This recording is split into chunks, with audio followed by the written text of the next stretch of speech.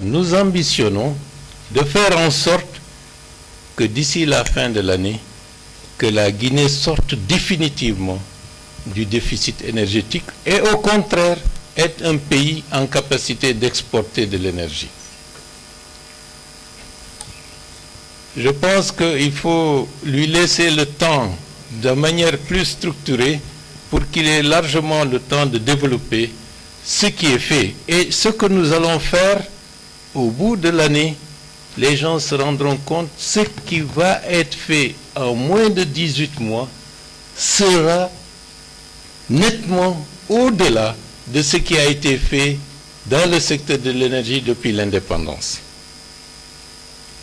Nous allons faire en sorte d'avoir 1 giga au moins supplémentaire en ce qui concerne la question énergétique.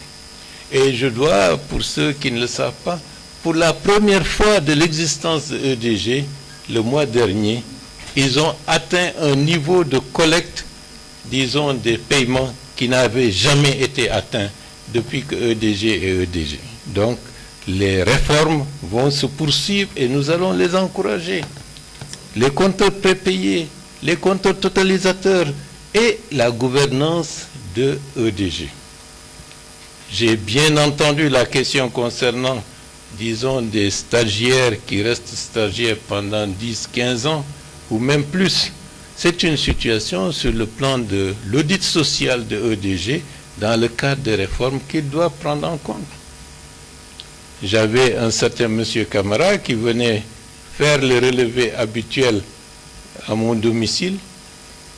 Il était pendant près de 15 ans un bénévole au niveau d'EDG, ce qui n'est pas du tout admissible dans le cadre d'une société étatique qui doit respecter des principes. Ce sont des aspects que nous allons mettre en avant pour que les sociétés étatiques soient à ce niveau-là plus strictes que des sociétés privées dans le respect des droits et de la dignité humaine.